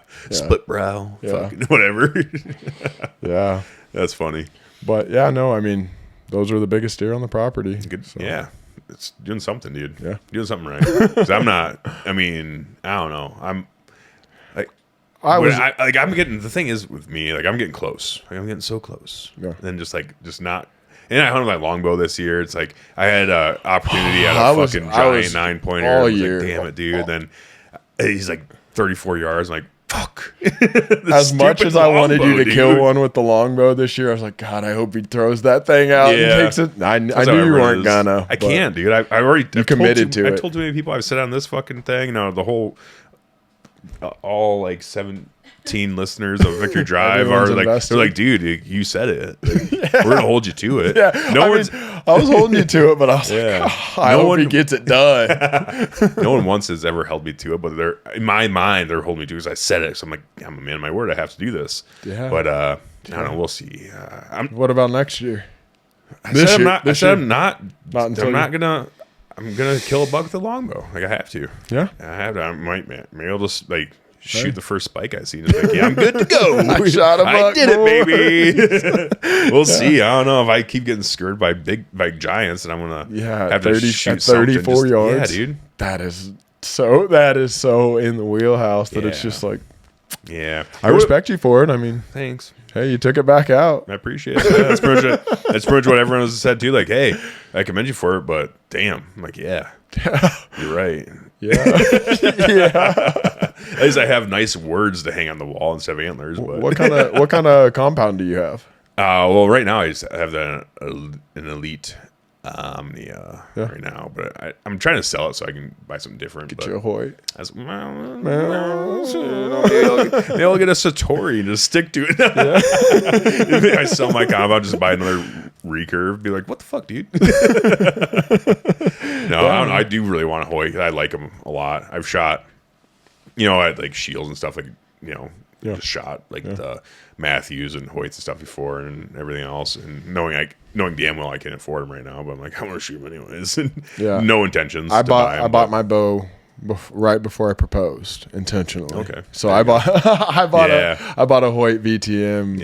I guess it's been 3 years now. 3 years. Nice. 3 years ago. Yeah. And it's been a good bow to me. Great. They make great. I mean, every bow company makes great bows. It seems like anymore. It's just kind of like I've always liked the looks of Hoyts. They look nice. Yeah. Like that means something. Yeah, it does. I don't want it to look like a. If it looks good, you feel good. Yeah. Like no offense to PSE, I just think their bows are uglier than fuck. Yeah. So like they might shoot great. They might be fast and they shoot great. Maybe I don't know, but I think they're uglier than sin. I'm not a PSE guy. Like Elite, I think they're very much just like they're a good looking, but they have a good. Nice paint job, nice finish on them. Like they're good bows. They shoot just fine. They're super easy to tune, and they're they were at the time like significantly cheaper. So I'm like, I'm poor. Right. I'll shoot a nice bow that's like reasonably priced, and that's why I got an Elite. They're all so expensive obviously, now. And the boys were sponsored by them, so there's no really super affordable bows at this point. Anymore. I mean, really, even when people are like, "Oh, it's not our flagship model," it's still like $800. Yeah. Okay. It's still sweet. Yeah. Sweet. So this is the lower model. Yeah. Right. Like damn. I mean, even my bow. I mean, the VTM when that came out, I think it was still the carbon or the RX 6 or whichever one, but carbon. I mean, that thing was an extra $700, and I was still buying $1,000 bow, and I was like, God, it's expensive, it's especially sweet with looking. carbon. Yeah, like carbon's awesome. Obviously, it's light and it doesn't transfer like cold like metal riser bows do. But damn, I mean, it really makes you think. You're like, I'm buying a badass bow right now, but I'm still not the most badass guy here by any means. Yeah. Well, and the issue with me is I have a really long draw length. Yeah. So like I can't just buy a cheaper bow. I have to get like the higher end of the spectrum bow because it's what fits me. And I'll be damned. Like that buck I told you I shot off the ground. It was a Bowflex. Bowtech. Bowflex is the old school. Yeah. Gym equipment. Gym equipment that Chuck Norris would peddle to people, is a Bowtech carbon icon I bought off Facebook Marketplace. Back when Facebook Marketplace wasn't gay and let people sell bows on there. But I bought it from this guy. He gave me a really good deal. I think I bought it for like $200. And I'm like, sick. Thanks, dude. And that's nice. That's a good bow, but it only went to like 30 inches. Yeah. So I was like, had an extra long D loop, and I still couldn't like fully get full draw. So I'm still like just with my arm like this, like okay, felt like I was shooting a kid bow. I'm like, I actually want a longer bow. I've got a really long draw length too. I've got a 30 inch draw length, so I should have got a 32, and I got a 30. So when I upgrade, which isn't going to be anytime soon, I don't think. But I'll definitely get a longer axle to axle bow. Yeah. I mean, I like my bow; it's great, and I like the maneuverability about it. Putting it in a pack or a sling, but it's still. I mean, it's still pretty heavy. I want a carbon. I want a carbon bow bad. Yeah, they're nice. I'm not buying one. But like that, I can't justify I need to come it. up on some money. I need like an inheritance or something to come in. I don't know. I don't want anyone to die, but I want like a non-dead relative inheritance. Does that make sense? I want someone to give me some money. Some I want uncle my mom and dad to give me some fucking know. money. All right, you give me a couple grand to buy a bow, But like, but that Elite Omnia, I think it goes out to 30. If you have everything maxed out completely, like it'll draw back past what they just a little say. Bit past I guess like if you have everything maxed out, which I did, I maxed everything out, and it was like right around 31. But I have a 32 inch drawing, so even then I'm like, even this bow, I still feel like I'm not getting the full draw, So I need to get a Hoyt. Whatchamacallit, fucking is Ultra. Is it a 30? Yeah. What are the sizes? I think they make 33 or 34 now. Yeah, 30. Well, I don't know. I looked at it once and I'm like, I can't afford it. So Scared me away. Yeah. But I think it's like the RX. What are they on? RX9? Yeah. RX9 Ultra. I think LD or whatever. They did come out with the long draw edition, and I'm like, that's what I need because I think it goes out. I think it is 33. I think you might be right.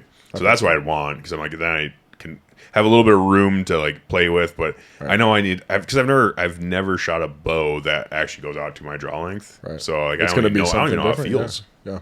Because I'm always sitting back and I'm like, even with my 31 inch, I'm like right here, like I'm just Instead of not quite up here. Yeah, I'm not quite like fully in my Yeah. full draw, like fully locked in, like feeling. I guess I'm still feeling like I'm stopped early. Yeah. So I need to get something longer and just see what happens. Well, But first you got to kill a deer with your longbow. I know. And that's actually, honestly, to be honest with you, that's another big reason why I started shooting traditional because I'm like, I can't afford long draw bows, like compounds, and you can just rip a fucking longbow all the way back. Like you just stack it up and it just shoots faster. So it's like I'm shooting my longbow and it's like for a longbow, it's zipping. How far out can you shoot accurately? Well, when you were practicing, when I was practicing really like a lot with it, I mean, 30 yards was like hell yeah. I felt really. I could that's pretty badass. I can shoot pretty damn well at 30 yards. Like I mean, not like my compound, but like 30 yards, I'm like right around a pie plate. Yeah, all my arrows were within a pie plate, so I'm like, that's good. Yeah, I mean, right now, I mean, 20 yards, I'm like, nice. Yeah. I feel good there, but yeah, I don't know. It's just like it's just so you have to be so consistent. You have to practice it so much in order to be at least somewhat competent with the longbow, dude.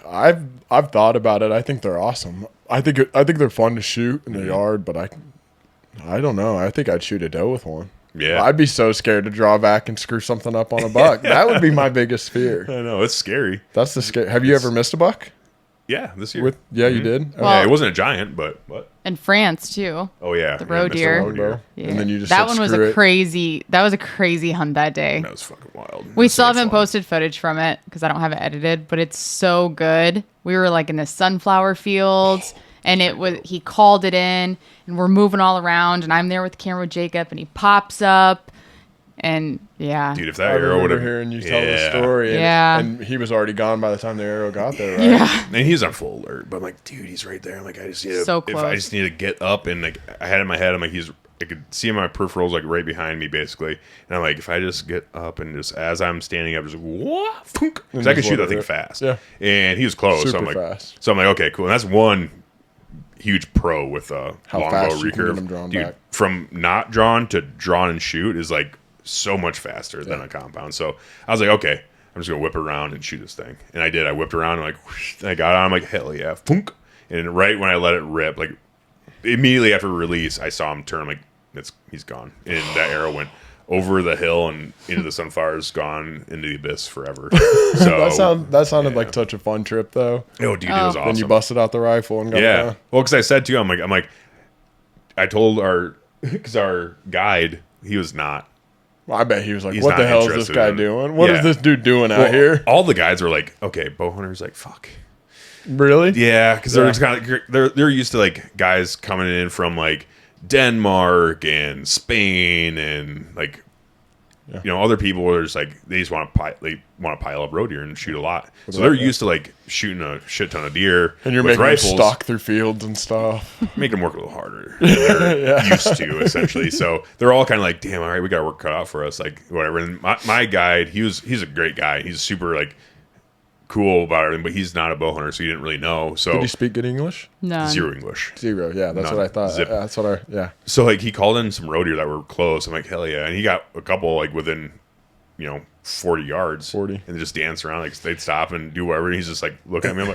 I'm sitting there like this with my and they're so small. My recurve. I'm like, all right. He's just gotta get a little bit closer, and then he'd work off. And he'd get on his phone. And he'd show me. And he's like, what was the one he said? He's like, not close enough for you. I'm like, damn, dog. All right. Well, I don't know if the Google shit. translation was off a little bit. Like you could sense it. Like we were in like, the vehicle. He's like, so I'm like, oh. not that he wasn't too.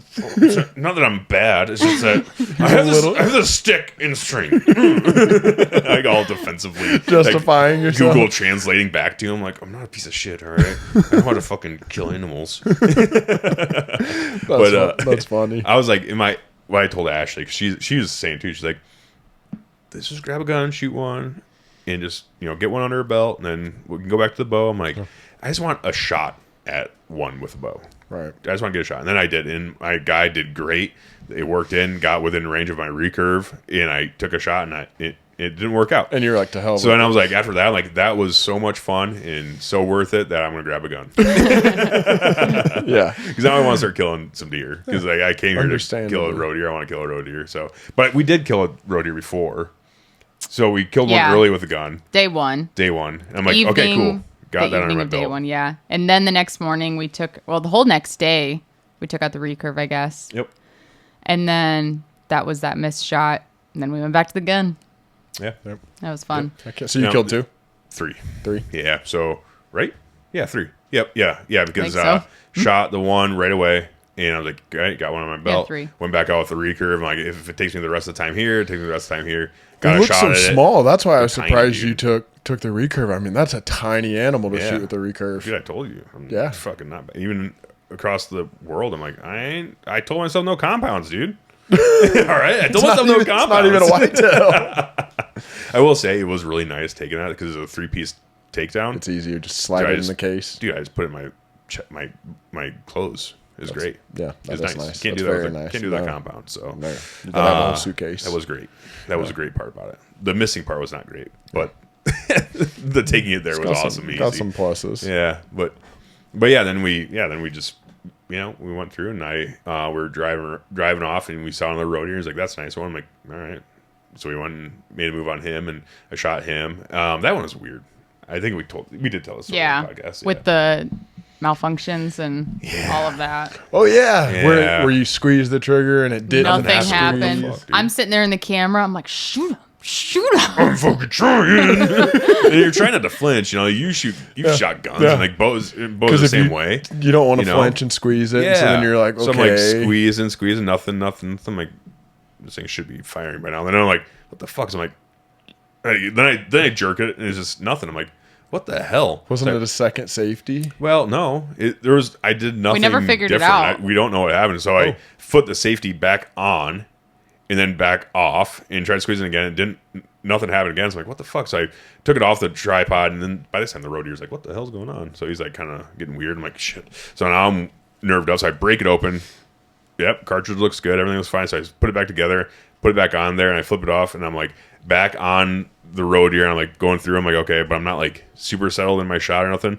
But I just barely touched my finger to the trigger. Because I usually put my finger on it. Yeah, and just I'm like, great. And then I'm like, what the hell? And I'm like, I don't know if I hit him or not. I'm like, shit. So I break it open, rip it out, throw another one in, put it back on there, and then I shoot again, right?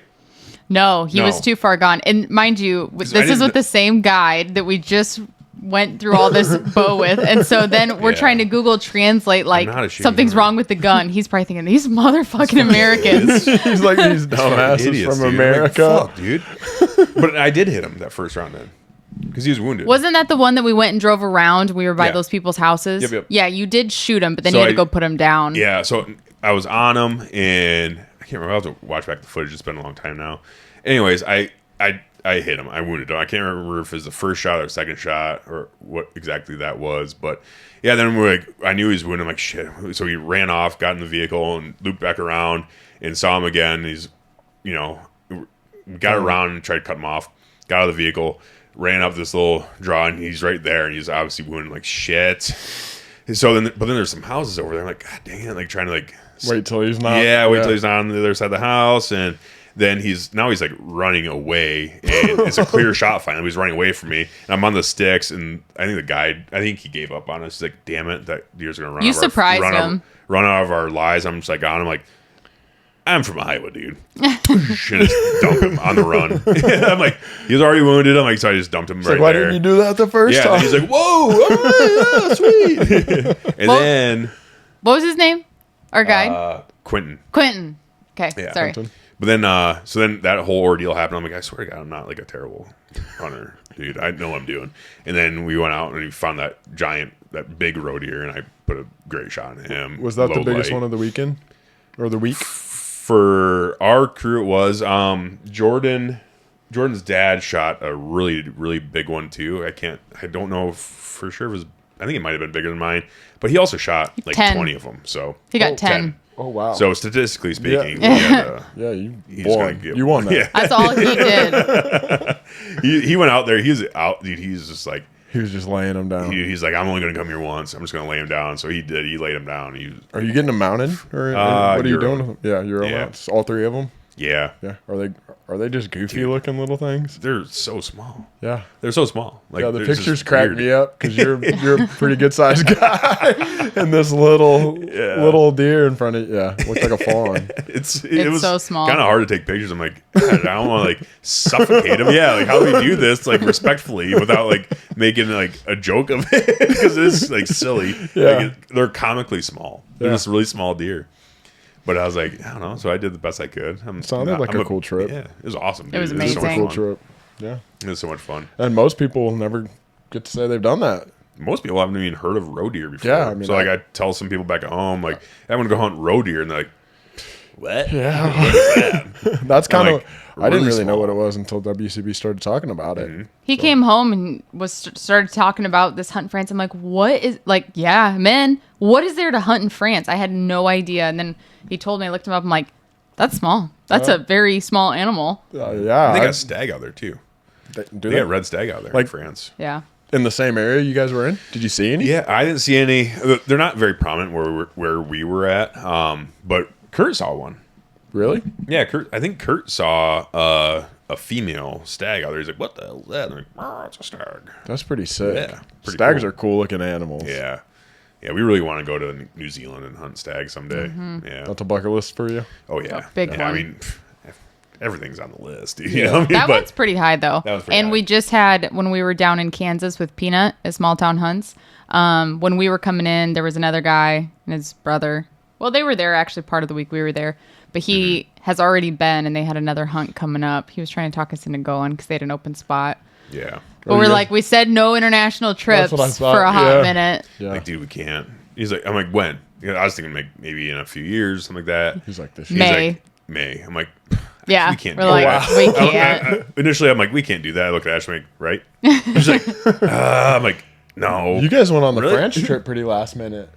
Like super last minute, wasn't it? Yeah. pretty last The first minute. Africa trip too wasn't a whole lot It was of. pretty last minute. Like these For a these big little trip like that, opportunities- yes, Yeah, it feels traveling very across the last country. minute. These Yes, These little opportunities pop up, and I'm like, Ashley, you gotta in? take 'em, She's it's like, hell fun. Yeah. So, That's awesome. I will say, with the France trip, I have to like is Doug's the reason why I went, because like he couldn't go, something came up and he couldn't go anymore, and so Kurt's like, hey, do you want to go? I'm like, fuck yeah, Sure. dude. Yeah. You know, I have an issue saying no to these trips, so yes. I'll talk to Ashley, but I'm sure it'll be a yes. And I get home and I'm like, you want to go to France? She's like, well, yeah, but like when? I'm like, Why? this year. She's like, what? To hunt roe deer. She's like, I don't even know. If she's just like used to it by now, or Well, I mean, I love traveling. The only thing is, like, I get excited initially. I'm like, fuck yeah, and then we get out the calendar. I'm like, shit. And it's always, this game of Jenga, like trying to figure everything out. But usually we can Yeah. make it work. But that's why I can't afford a Hoyt. I'd probably be able to No, afford you a Hoyt can't if I afford didn't a go Hoyt to because you can't decide between bows or guns. You're always shopping for one. Yeah. correct. Yeah. They're both expensive. That's a great explanation. Yeah, I mean you've got Yeah. guns and bows. I mean, yeah. I literally have one of the most expensive hobbies. I'm just thankfully I'm not into cars. Yeah. 'Cause holy shit. Yeah. If I was like a mechanic and I was really into cars and guns and bows and hunting, we'd be broke. Hunting. Yeah. We'd be broke. Hunting is such an expensive hobby. I mean, I duck hunt, I goose hunt, I dove hunt. I do all the hunting that I can. Decoys get up there. Decoys are expensive. Waders are expensive. Shotguns are expensive. I mean, everything's expensive once you get into it. Yeah. So, Yeah, waterfowl's expensive. It's so expensive, dude. I wanted to get back into it because I grew up hunting waterfowl with my buddy Matt, and I miss it. Like, it's a fun time. It's really fun. But then I start looking at decoys. I'm like, oh, well, it's not expensive for one. But I need like 100. I'm like, oh shit, actually that's a couple grand. I'm like, damn, dude. Yeah. So the thing I will always say about hunting and the expense of it, and it changed a lot for me after our second trip to Africa. Well, it changed before that when I started going on hunts with Jacob, but people pay for therapy. They pay hundreds, thousands of dollars in the grand scheme of things. They spend money on gambling. They spend money on going to the local bar, and they basically pay their light bill. It's like there's so much worse things to spend money on. Absolutely. But you still just got to keep it budgeted and balanced. Yeah. No, absolutely. No, I don't gamble, but I hunt. Right? Yeah, exactly. So I said to him, like, I could have way unhealthier hobbies. Yeah. I could be like super into video games and gambling and just be like, we could just have no money. Or drugs. You could do that. I mean, I've heard good things about that hobby, but like there's a lot worse things I could be doing with our money. Yeah. So I think that's not too bad. What? I'm not doing too bad. I'm doing all right. I'm not. He comes home every other week. Yeah. Can I spend $800 on this guy? And I say no. He's like, okay. I'll come back and ask another time. And then sometimes like something will come up, and it's like, yeah, go ahead. Like, I need this gun because you bought a new gun for France. Right? No. What'd you buy a new gun for? Kansas. But you ended up not taking it. Something. Yes, but no. I need a 35 Wayland. I talk about 35 Waylands on this podcast ever since like day one. Yeah. And finally, I'm just like, I just need one. It's gotten to the point where I just need one. Got a good deal. It's a CVA Scout single shot model, but they shoot great. You like it? And, yeah, I like it a lot. I've only shot a couple times, but it didn't get here in time for me to get like zeroed in and all ready to rock and roll with that bad boy before deer season this year, before Kansas and Iowa and everything else. So I just took my 30-06 to Kansas, and that's what I ended up shooting that buck with. But then I sold that gun. Like, I already had it figured out. I'm like, okay, I'm going to buy this 35 Wayland. I'm going to sell this 30-06 because there's honestly no reason for me to have 30-06. I bought that 30-06 to go bear hunting. Okay. And then that happened. I'm like, oh, you can't use it in Iowa? Not 30-06. So that's why I got the 35 Wayland, because you can use that, and it's just a 30-06 to 35 caliber bullet on it. So I got that, and it's like, I don't know. But yeah, that's why I bought it for hunting in Iowa and everything else. Deer. It's my deer rifle now. So we'll see. But I'm the same way. I just I bought. My wife was like, why do you need this gun? So I bought two guns. When I bought the lever action Henry, I bought a Glock 40 with it. Mm-hmm. And I don't need a Glock 40. I don't want a 40. I didn't want a 40 anyways. But the guy that was selling them was like, if you're going to buy it, I'm not separating them. And it was a really good deal. And I knew I could sell the Glock to, make up. So I come home with two guns, and she's like, what are these for? I was like, babe, it's fine. I'm selling this one. It's a really good deal in the long run. I mean, I'm coming out on top in this deal. And she's like, but you're still spending $600 on a gun. I was like, but I'm selling one for $4. It's basically simple free. Math, Mom. I basically stole it from this guy. Like, come on. Yeah, it's justified. Yeah, right? No, I'm the same way. I've done that to her multiple times.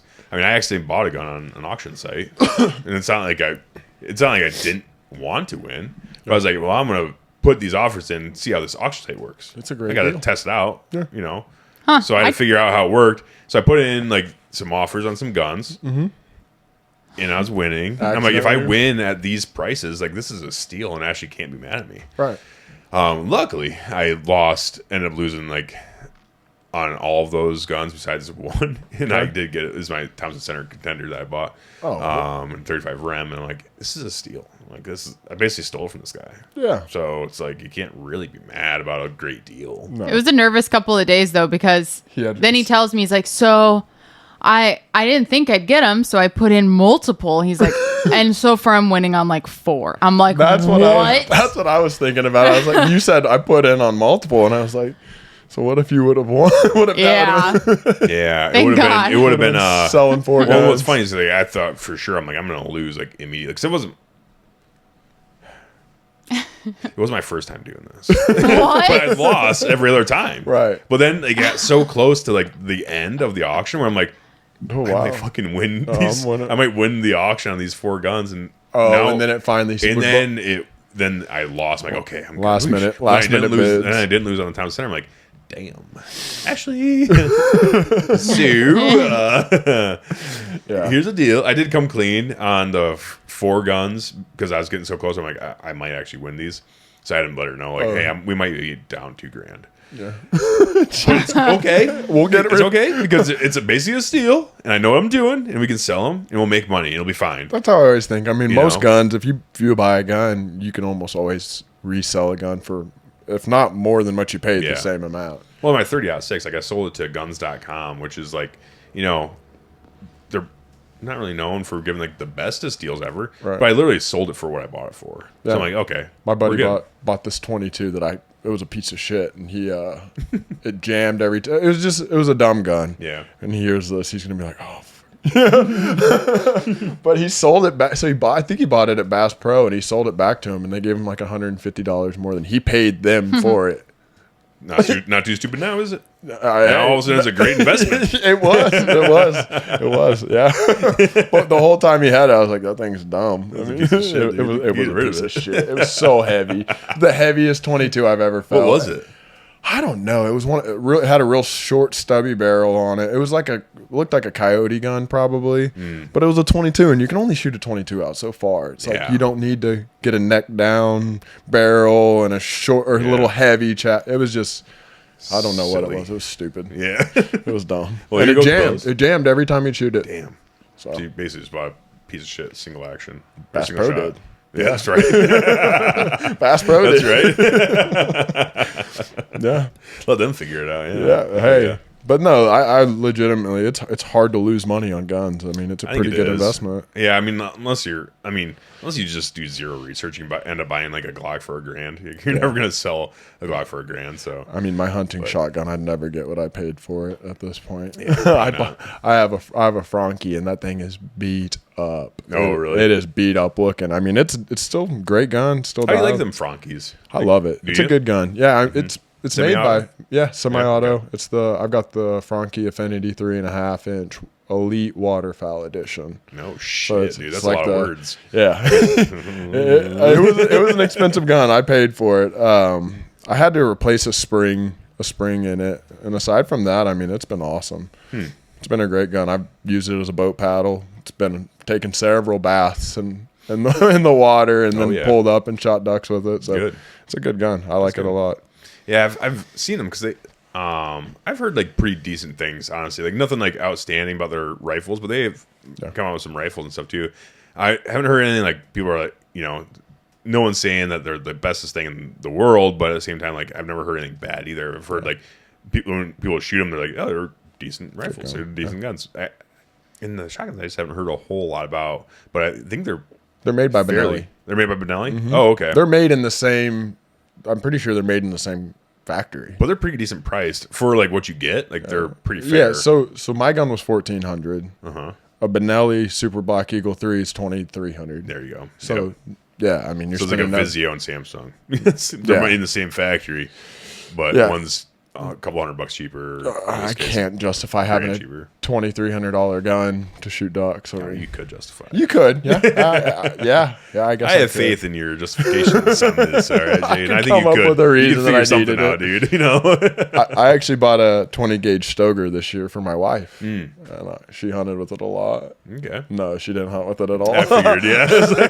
I didn't see any pictures, so I was assuming that was. I think she tried to shoot some doves with it, and then that was the extent. Has she ever She done a whole lot of wing shooting? she has a bow, and I think it was 2 years ago. I was like, babe, I've got this deer, the perfect deer for you to shoot. He's like a 2.5-year-old, 3-year-old buck that he was just doing the same thing every day.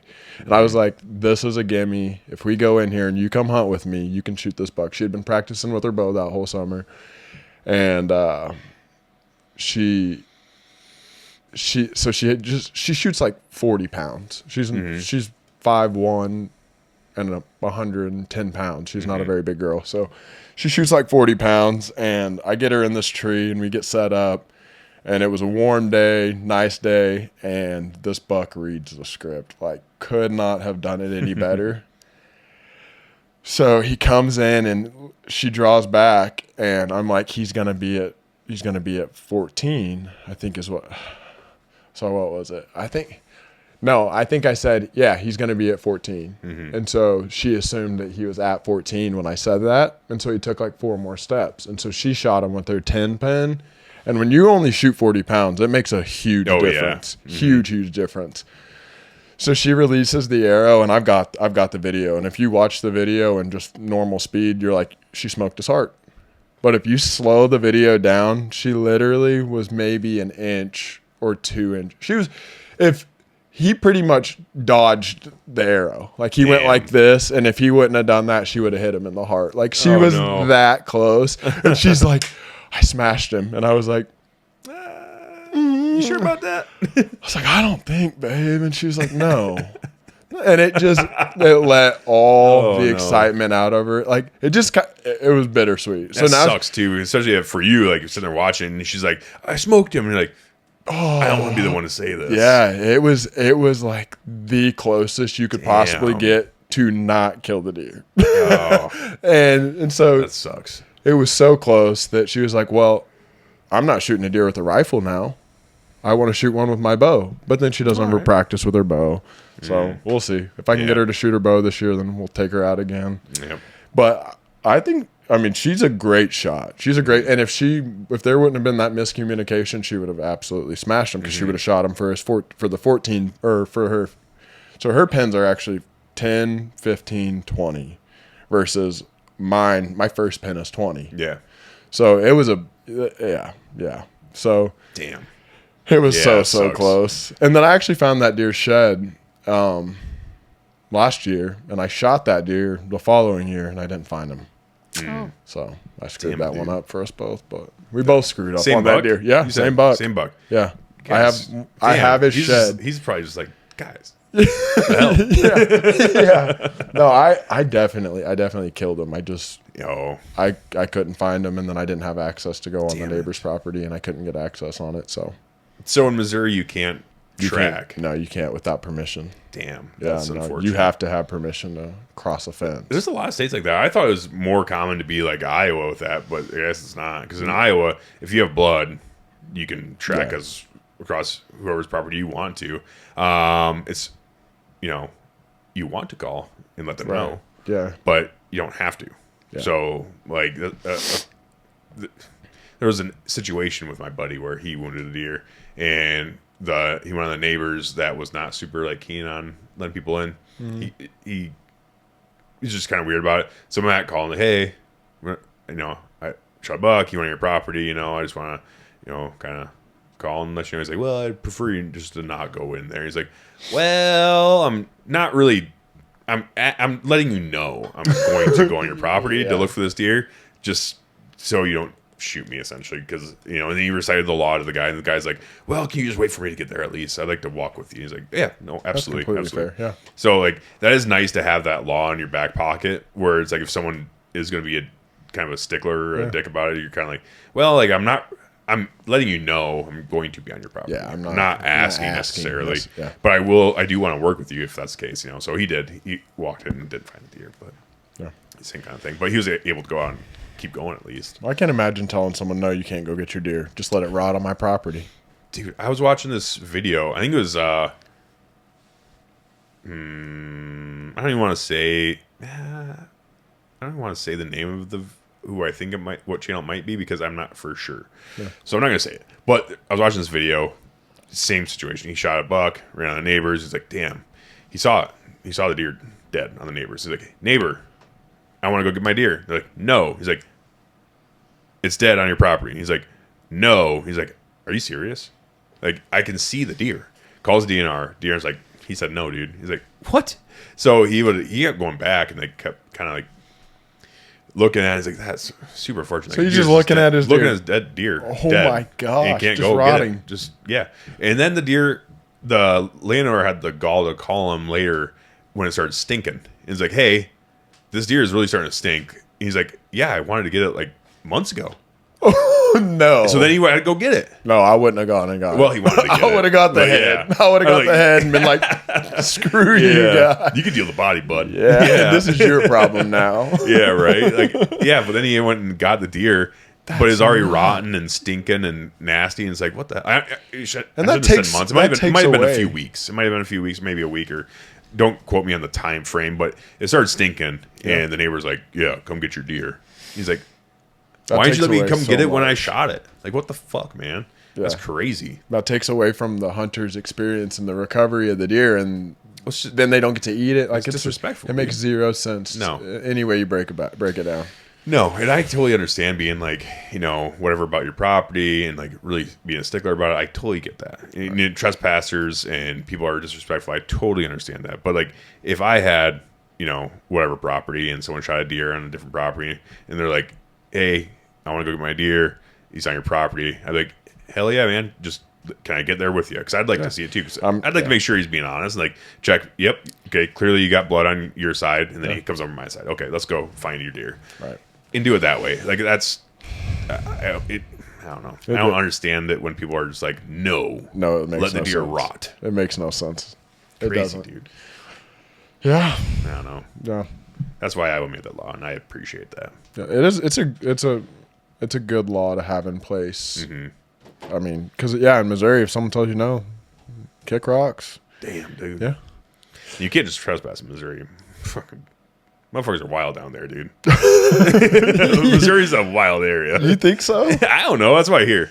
I mean, I don't know. When we were in Missouri, where we were at wasn't bad, but it's like people. I've heard like people say like horror stories about Missouri about being like reckless and people are crazy. I mean, there's some. I don't know. I don't know. I would. Missouri's not too bad. Okay. There are places. I'm not going to go hang out in St. Louis, and I'm not going to go hang out necessarily. Kansas City's not bad if you're not living there. If you live on like the outskirts, you're good. All the suburbs of Kansas City are really, really nice. Yeah, I suppose. But then you get into Kansas City, it's not so nice. But I mean, every big city. Most big cities are that way. Yeah, St. Louis, definitely don't go there. Just just dodge St. Louis. We did spend some time in St. Louis. Isn't that where ATA was at? Yes, I did not appreciate St. Louis. Yeah. The Airbnb we stayed at, both mornings, like the guys all went. I was doing stuff, and both mornings needed to stop at a gas station, get the energy drinks, get the ice and everything.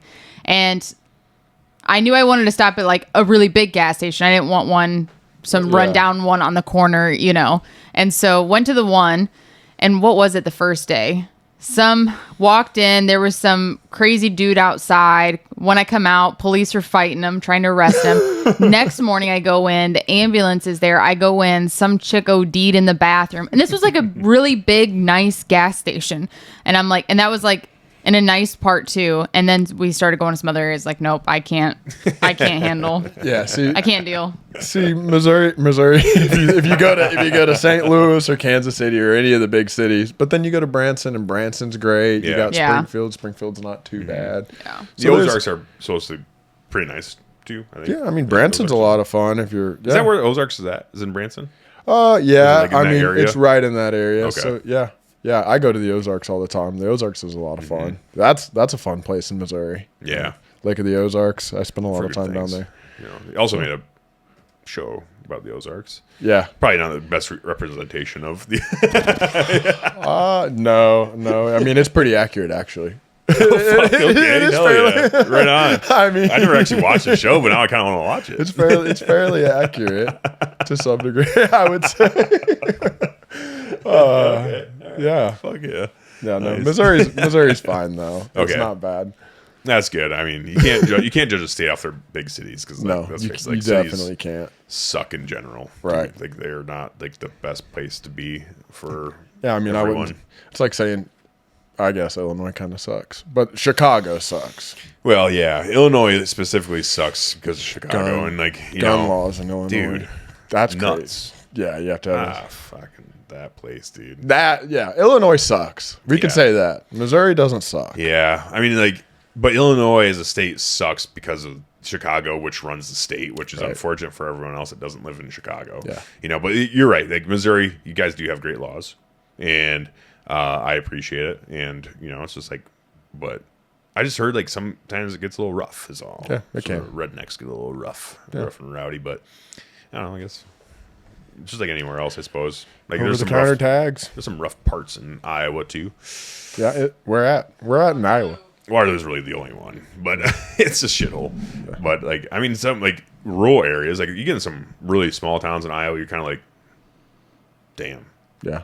Hills have IZ. Everyone's on meth. Okay. Yeah. Like you go to the gas station, everyone's kind of like. And that's kind of how toothless grinning at you, like. Ugh. That's how the Ozarks can be, and like if you go to the Ozarks right now, you're not gonna.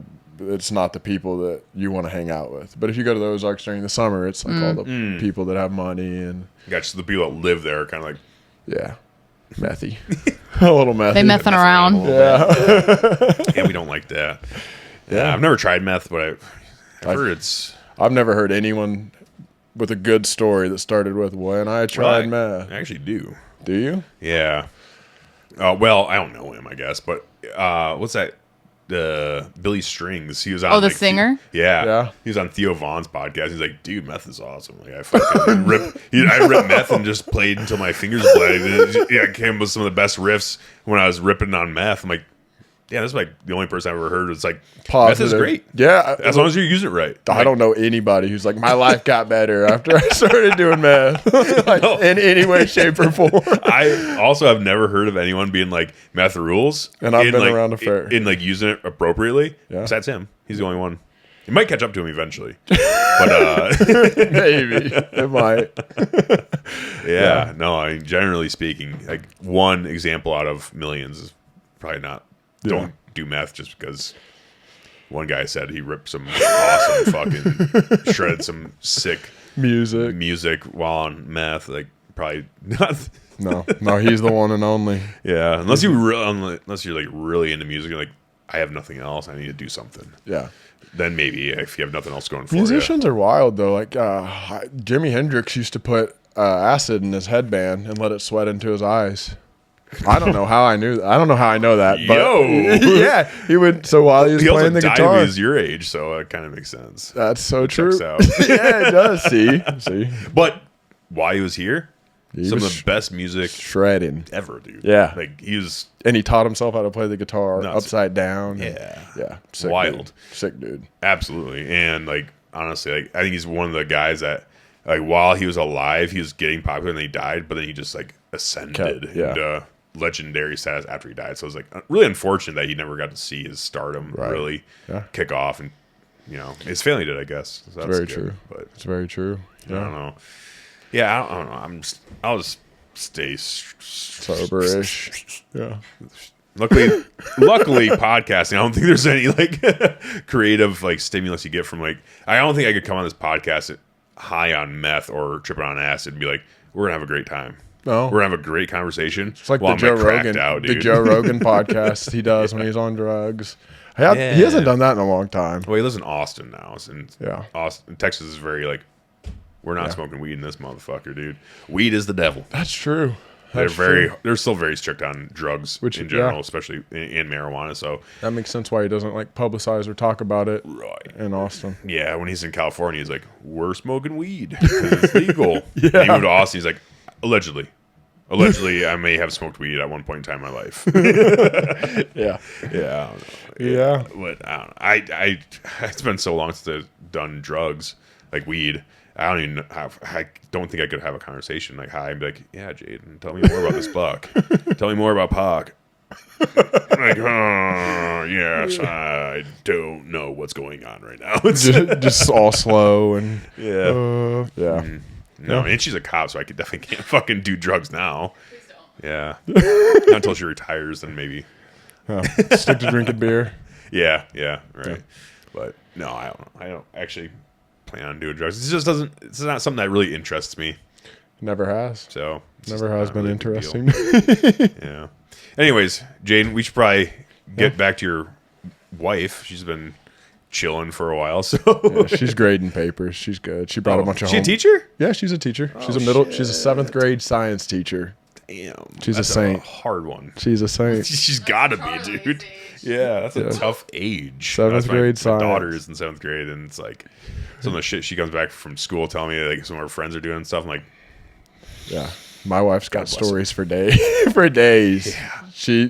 She never comes home without a story, ever. Let's say you either have to be a saint or like a hard ass. She's a saint. Like some of the male teachers that like Charlie has a teacher that was my teacher too when I was a kid, and I know him, and now I'm an adult, but it's like he's a hard ass. I'm like, you found the right spot because you just need to like get on these kids. But then other teachers, like one of our other teachers, she's one of the sweetest people. And she's just like, everything's great. Charlie's doing great. Everyone's happy. And I'm like, okay. Yeah. I see why you're in this age group too, because you're a super nice person. She actually, so she went to school to be a high school science teacher. And but she got a C's? job. She got a job. No, she did great. Like, you didn't score high enough. You're teaching middle school. But she graduated in the middle of the year. So the first place that offered her a job was a middle school, and she was like, I can start now. So that's fair. Yeah. Sometimes teachers have to sit and wait for a while, I think, before they find a school. Yeah. But I don't know. That's what I've heard. I've never tried being a teacher. She's not going to teach middle school forever. I can guarantee that. Oh, she's looking for a way out. Not necessarily right now, but she's not. She's like, I can't do this forever. Yeah, I don't blame her there. I don't think I could. That's a rough age. Yeah. Rough age for sure. I might do drugs. Then, that might lead me to like, I need to do something. Yeah. Grading papers and ripping meth. That's why I always just say she's a saint. She really is. I mean, I wouldn't be able to put up with it. I would not. Yeah. So. Oh man. Yeah. But we should probably head her out, huh? Yep. All right. Cool. Thanks a lot for coming on, Jaden, and thanks for driving up here and meeting halfway and No problem. having a good time. This is awesome. The trailer's sick. Thanks, dude. Appreciate it. Yeah. We're pretty happy with it so far. Studio looks good. Hell yeah. Awesome. Thanks, buddy. Heck yeah.